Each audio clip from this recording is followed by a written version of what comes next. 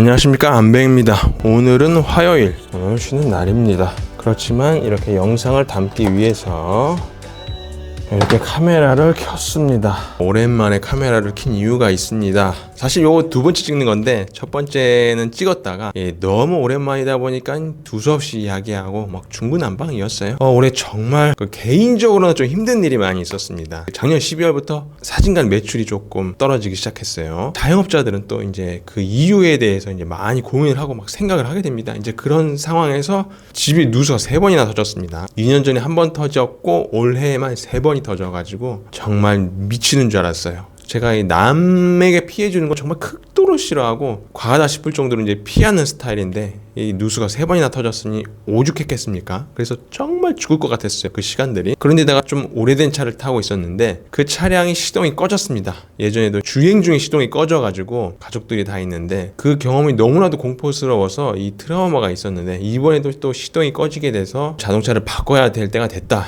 이제 이러면서 너무나도 개인적으로 힘든 시기를 보내고 있어서 영상을 찍을 수가 없었어요. 그래서 중고차를 구매를 해서 지금 이렇게 어느 정도 일단락이 돼서 마음이 조금 가라앉은 상태여서 카메라를 들게 되었고요. 제가 K카에서 중고차를 구매했는데, 제가 중고차를 구매하면서 이제 겪은 생각이나 심정이나 이런 것들이 중고차를 지금 보고 계신 분들에게 공감이 되지 않을까 싶어가지고 찍게 되었고, 또 이제 유튜브로 중고차를 또 이제 검색을 하면서 보니까 이 자동차에 대해서 사람들이 이렇게 관심이 많은지 몰랐어요. 사진 관련 콘텐츠는 정말 백날 해봐야 K카로 이 자동차 고르는 게 보통 일이 아니었어요. 너무나도 힘들었습니다. 제가 뭐 10만원짜리 20만원짜리 구매를 해도 막 보름 한 달 동안 숙고를 하고 구매를 하는데, 이 중고차는 이 금액이 진짜 이렇게 큰데 제가 오죽했겠어요. 그래서 정말 고민하고 이게 맞나, 또 자동차 종류부터 해서 고질병 이런 것들, 정비 비용, 정비 편의성 이런 것까지 하나하나 정말 다 보느라고 진짜 힘들었어요. 그러니까 원래 이런 사람이 이렇게 구매하는데 이 덜덜덜덜 떠는 사람이 오죽했겠냐고요. 그러니까 기존에 타고 있던 거는 2007년식 젠트라, 너무 구형이었죠. 그 차량은 옵션은 히터, 에어컨 끝! 그 정도 차량을 타고 있다가 요즘 차량을 구매하려니 이게 옵션이 많고, 그쵸? 그러니까 예전에 제가 구매할 때만 해도 그냥 디자인, 차량 종류 해서 시동 켜보고 소리 크게 이상 없다, 오케이 하고 구매를 했거든요. 근데 지금은 완전히 달라졌잖아요. 예전에 그냥 모르니까 그냥 소모품 언제 갈아야 된다 그 정도만 기억하고 있다가 갈면 됐지만, 지금은 알아보고 보험 이력에 유튜브 이 정보들이 너무나 많으니까 오히려 그 너무 많은 정보들을 취합하고 정리를 하느냐가 너무나도 힘들었어요. 그래서 일단 저는 첫 번째로 이제 잘 모르니까 K카만 보기로 했습니다. 왜냐면 보니까 보험 이력이나 이런 것들을 세세하게 또 적어 놓는 매물들이 있어요. 환불이나 이런 것들에 대해서 깔끔하니까. 대신 매물이 좀 적지만 어쨌든 K카만 받고, 그 다음에 예산은 1000만원 정도로 잡고, 더 뉴트렉스, 올류 크루즈, 올류 말리부, 스토닉 이런 것들 위주로 봤습니다. QM6도 보긴 했는데 그건 가격대가 한 1,500만원까지 괜찮은 매물들은 그렇고, 아반떼, 케이스 이런 것들이 사실 제 수준이나 지금의 상황에서는 맞긴 한데 그것도 비쌉니다. 2017년, 18년식을 한 10만 정도를 탄 거를 사야 좀 괜찮은 수준? 근데 걔네들도 1000만원이 넘어요. 또 오래된 연식을 또 타다가 몇 년만 타면 젠트라를 몰았을 때처럼 또 이게 고장나지 않을까, 그런 불안감에 사로잡힐 것 같아서 일단은 현대기아로 살려고 했지만 아반떼 이런 것들은 좀 제외시키고, 그래서 스토닉을 고른 거거든요. 스토닉이 굉장히 작은 소형 SUV인데 제가 이제 SUV를 몰아보고 싶은 그런 욕심 때문에 결국 끼워 맞춘 게 스토닉인데, 스토닉도 비쌉니다. 스토닉도 9만 10만 타야 한 1100만원 정도 하더라고요. 그래서 좀 너무 비쌌지만 어쨌든 연비도 좋고 또 세금도 저렴하고 정비 용이성도 좋고 해서 스토닉으로 알아보기 위해서 K카 직접 방문을 했어요. 근데 이게 옛날 차량만 타다 보니까 이 요즘 차량이라서 그러는지 모르겠는데 핸들이 너무 가볍고, 이게 밟았을 때 좀 많이 밟아야 붕 하고 나가는, 그래서 좀 저의 스타일하고 좀 안 맞기도 했고, 뒷좌석을 앉아봤는데 좀 많이 좁았습니다. 그리고 사진으로 보는 것보다 이 트렁크가 훨씬 좁았어요. 근데 운전석을 앉아보니까 젠트라가 좀 높긴 하거든요. 근데 젠트라보다 오히려 더 낮은 느낌이 들더라고요. 실내에서 잠깐 앞뒤로 왔다 갔다 해봤는데 조금 갸우뚱했어요. 그리고 붓펜질이 좀 많아가지고 그것도 조금 그랬고, 그 다음에 이제 범퍼가 좀 튀어나와 있었어요. 이런 것들은 넣으면 되는데 범퍼가 왠지 튀어나와 있으니까 혹시 뭐 이거 아니야? 이런 생각도 들면서 패스. 그러면서 트랙스를 보기로 했는데, 일단 트랙스에 관한 영상은 유튜브에 있는 거 거의 다 봤다고 할 정도로 뭐 영상 보면은 안 본 게 없어요. 정말 많이 알아봤는데 이제 냉각수 고질병이 있죠. 2021년형, 그러니까 SG 엔진으로 바뀐 거 아니면 냉각수 이슈가 좀 있다고 해요. 내가 달리다가 차가 멈추는 걸 극도로 두려워하는데 냉각수 문제가 터지면 어떡할까, 이런 고민들이 정말 많아가지고 또 말립으로 보다가 그렇게 왔다 갔다 했다가 결국 트랙스를 선택하게 됐습니다. 왜냐하면 트랙스가 진짜 많아요. 제가 다니다 보면 트랙스밖에 안 보이거든요. 그래, 이 모든 차들이 다 터지진 않을 거 아니야. 또 트랙스를 보러 갔어요. 또 괜찮은 것 같아요. 조용하고 뭐 1.4 터보인데 뭐 약하지도 않은 것 같고 구매를 했는데, 휀다 교환 단순 수리 차량으로 되어 있어서 뭐 성능 점검지에도 뼈대 먹은 건 아무것도 없었어요. 좌측 운전석 쪽 휀다 그거만 있어서 그거 믿고 구매를 했는데 바보같이 이 보험 이력을 안 본 거예요. 그래서 구매를 하고 저녁 때 밤 늦게 돼가지고 보험 이력을 보다 보니까 휀다만 간 게 아니고 앞쪽부터 해가지고 그 교환 이력이 한 4줄인가 5줄이 된 거예요. 이렇게. 그러면서 최종적으로 휠하우스 아세이 판금이 들어간 걸 발견을 했습니다. 제가 이제 유튜브 보면서 뼈 따고 먹은 거는 무조건 배제하고, 그 다음에 휠하우스 들어간 건 무조건 사지 말라는 얘기를 들었거든요. 근데 이제 휠하우스 아세이 판금 뭔지 모르지만 어쨌든 휠하우스가 들어갔잖아요. 판금이. 그래서 와, 아니 이거 뼈 따고 먹은 거 아니야? 성능 점검지 아무것도 없고 그냥 휀다만 표시되어 있는데, 그래서 이제 그때부터 막 또 두근거림과 불안증이 또 시작이 된 거죠. 그 누수 때문에 불안증이 엄청 생겼거든요. 또 누수가 되는 것이 아닌가? 뭐 자세한 과정들은 다 얘기할 수는 없지만 이제 그 일련의 과정들이 스트레스로 쌓이다 보니까 이제 작은 일에도, 작은 일은 아니 1,000만 원 넘게가 나가게 생겼으니까, 그러니까 이제 거기서 또 이제 별거 아닌데 사실 취소하면 되는 건데 이 불안증이 엄청 심해져가지고 또 한 4시까지 잠을 못 이루고 아무튼 그렇게 고생을 했습니다.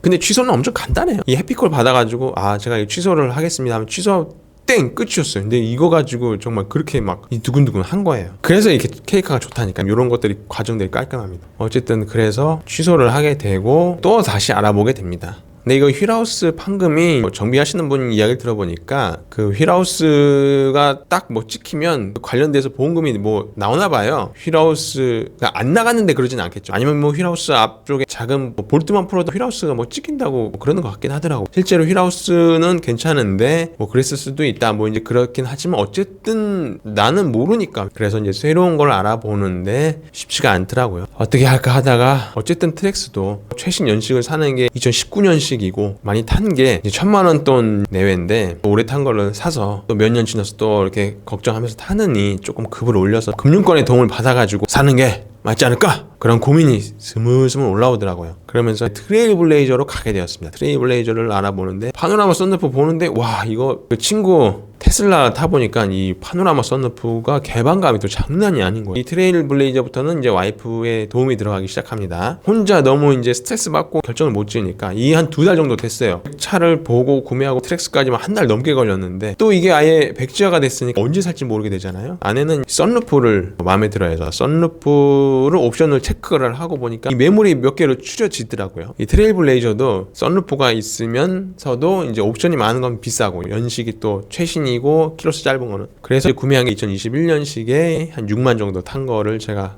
구매를 하게 된 거고, 그렇게 한 일주일 정도 고민을 해서 그냥 냅다 질렀습니다. 냅다. 이 구매할 땐 생각 없이 질러야 돼요. 기존에 구매를 하려고 했던 그 차값에 2배 조금 안 되게 됐고, 일단 뭐 취등록세까지 다 하면은 큰 거 2장이 조금 넘게 들어갔습니다. 그러니까 제 인생에서 정말 큰 지름, 가장 큰 지름, 카메라 샀을 때보다 훨씬 더 큰 지름이기 때문에 덜덜덜덜 하면서 진짜 그게 또 에피소드가 있어. 정말 내 인생은 왜 이렇게 한 번에 되는 게 없어. 그래서 이제 구매를 하고 이제 착착착 진행이 됩니다. 해피콜도 받고 이 모든 과정들이 카톡으로 세세하게 오면서 또 최종 출발 전에 검수하고 검수 완료됐다, 이 탁송 기사님 배송 중이다, 배송이 완료됐다, 이런 것들이 하나하나 세세하게 옵니다. 근데 이제 1시에 탁송을 받기로 했는데 1시에 전화가 와서 돌빵이 발견이 됐다는 거예요. 돌빵이. 난 돌빵 고지도 못 받고 아무것도 그런 게 없었는데 이 출발 전에 돌빵이 발견됐다고 하니까 이 저희가 의심스럽고 이거 일부러 그런 거 아닌가 이런 싶은 이 서운한 마음이 든 거예요. 서운한 마음이.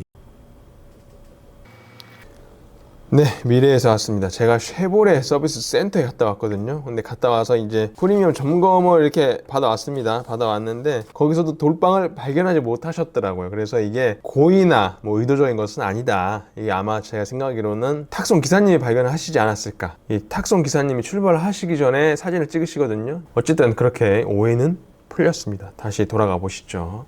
그래서 기쁘게 받아야 되는데 이게 걱정과 또 근심으로 또 이 올 때까지 이 시간을 보내게 되는 거예요. 그래서 일단은 뭐 수리를 뭐 해준다고는 하지만 당연히 해줘야죠. 하지만 이 돌빵 수리라는 게 아예 없어지는 건 아니거든요. 흔적은 남습니다. 그래서 이 흔적을 달고 살아야 된다는 마음에 그런 것들이 있는 거예요. 그래서 일단은 보고 판단을 하자 해가지고 이제 그 지옥 같은 시간을 기다려서 탁송 기사님이 전화를 주셔서 탁송을 받았습니다. 쇼츠 같은 데 보면 이제 탁송 왔다 하면서 이제 드드드 나가면서 이제 영상을 찍으려고 했는데 이 탁송 기사님이 위치를 다른 데 가셔가지고 그거 안내해드리라고 못 찍었어요. 그게 좀 아쉽긴 한데 어쨌든 이 보니까 이 생각보다 커요. 이게 수리가 안 될 것 같아요. 어쨌든 일단 받고 대충 외관 확인하고 가족들 시승기를 해야 되잖아요. 이제 그러면서 이제 전화를 받았는데 K카 측에서도 협력 업체에 물어보니까 이거는 수리로 안 될 것 같다. 교환을 해야 된다 해서 교환을 받게 되었습니다.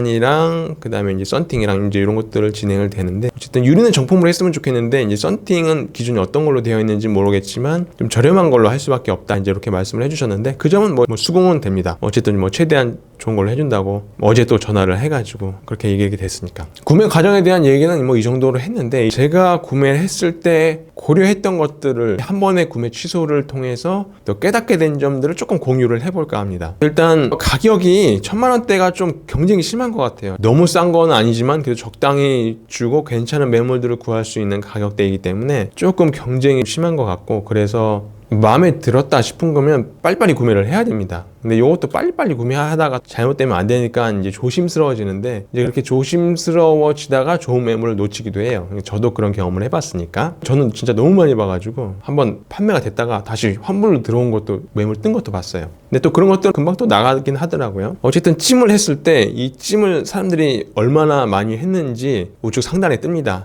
PC 버전으로 봤을 때는 몇 명이 찜을 해뒀으니 뭐 문의를 해라 그런 식으로 나오는데 어쨌든 찜이 많을수록 다른 사람 눈에도 좋아 보이는 매물이다. 뭐 그다음에 보험 이력을 꼭 보셔야 됩니다. 뭐 소유주가 많이 바뀐 거는 거르라고 하고 렌트 이력은 거르라고 하는데 계속 혼자서 타고 렌트를 하다가 인수를 한 것 정도는 괜찮은 것 같기도 해요. 그렇지만 일단 렌트는 조금 멋있게 하니까 렌트는 조금 배제하는 스타일이고 그다음에 자차 미가입 기간이 긴 것도 일단 패스를 하라고 하니 저도 적용을 했고 단순 수리라고 하더라도 그거 뭐 외판 하나 믿지 말고 보험 이력을 봐야 됩니다. 이 보면 겉에만 갈았다고 표시가 되어 있지만 안까지 막 싹 다 간 거 있어요. 막 저처럼 휠하우스 관련된 거나 뭐 앞에 범퍼부터 라디에이터 진짜 뼈다구 빼고 막 완전히 다 갈을 수도 있고 옛날부터 이제 바퀴 먹은 거는 절대 사지 말라고 조향 문제 될 수 있으니까 그 다음에 보험 이력에 그 금액도 나와요. K카는 총 얼마가 수리비용으로 들어갔는지 이게 나오는데 그 금액이 일단 높으면 패스를 했습니다. 그 금액이 높을수록 차값이 저렴해요. 실제로 보니까 외관이 정말 깨끗하고 타이어도 막 괜찮아. 근데 그러면 조금 의심을 해볼 만해요. 그러니까 이제 차주가 팔 생각이 없어서 오래 타려고 타이어를 갈아 꼈는데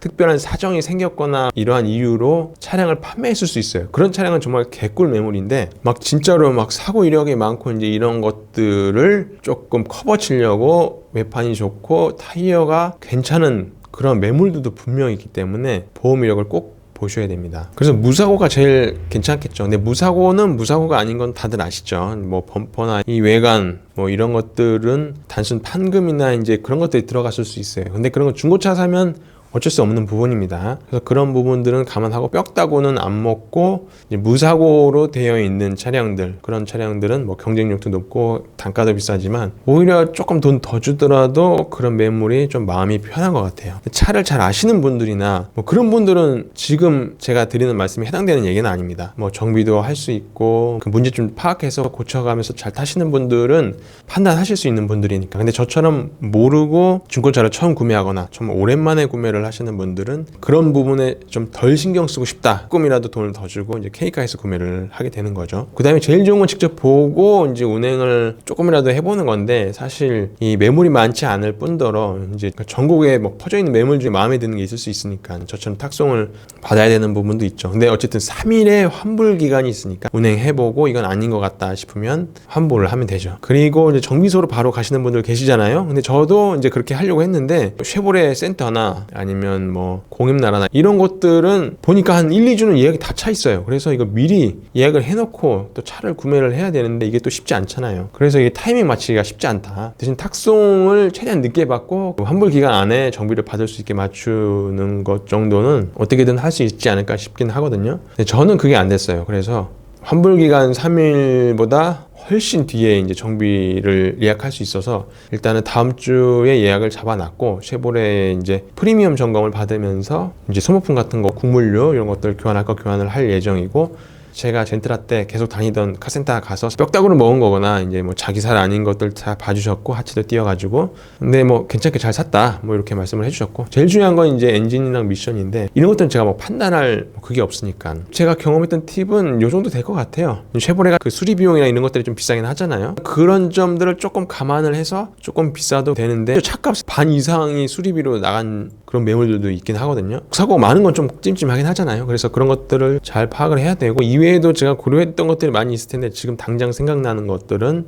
요 정도고, 뭐 시운전을 해볼 수 있으면 좋다. 꼭 그 매물을 사는 게 아니더라도 가까운 K카 지점 방문해서 비슷한 연식의 해당 모델 차량을 운행을 해보고 대충 어떤 느낌인지 파악을 한 다음에 탁송을 받았을 때 운행을 해보면 조금 더 쉽게 어떤 특성이 있는지 파악할 수 있지 않을까, 그런 생각이 들었습니다. 요거는 뭐 개인차가 있는데 저도 처음에 스크래치 막 있는 거 막 이런 것들을 다 제외했거든요. 이 K카 진단으로 해서 사진이 올라오는 것들이 있습니다. 근데 그런 것들이 경쟁력이 조금 낮아요. 사람들마다 더 깨끗한 거, 흠 없는 거 사고 싶긴 한데, 저는 이번에 구매를 했던 게 제가 여태 봤던 매물들 중에 가장 흠집이 많은 차였습니다. 그래서 한 7장이가 찍혔어요. 휠 4짝 다 스크래치가 있고, 트렁크 쪽에 스크래치, 안쪽에 무선 충전 있는데 대시보드 그 아래 스크래치, 그 다음에 사이드 미러 스크래치, 이렇게 많아서 평상시라면 제외를 했겠지만 이런저런 과정을 다 겪다 보니 스크래치는 별로 이렇게 크게 신경 쓸 문제가 아니다, 이런 생각이 들었고, 막 칠이 막 벗겨지고 막 이런 수준의 차는 없거든요. 플라스틱이나 범퍼 쪽 이런 것들은 사실 괜찮아요. 그런 것들보다 이제 더 중요한 것들이 있기 때문에 그런 점들을 우선적으로 본다면 저처럼 조금 경쟁력이 떨어지고 좋은 매물을 구할 수 있지 않을까. 그리고 아직 제가 이제 프리미엄 점검까지는 받아보지 않았기 때문에 어떨지는 모르지만 뭐 그 뒤에 어떻게 됐는지 또 추가적으로 올려볼 테니까요. 그래서 오늘은 제가 K카에서 구입한 과정 한 번에 취소를 겪고, 그 다음에 뭐 특이사항, 또 제가 매물을 골랐을 때의 기준들에 대해서 이야기를 해봤습니다. 이 저처럼 구매에 엄청 고민을 많이 하시는 분들에게 조금이라도 도움이 됐으면 좋겠고, 진짜 이거 살 수 있을까 이 생각까지 들었는데 결국은 사고 잘 타고 다니니까 조금이나마 도움이 되셨으면 좋겠습니다. 오늘도 시청해주셔서 감사합니다. 끝!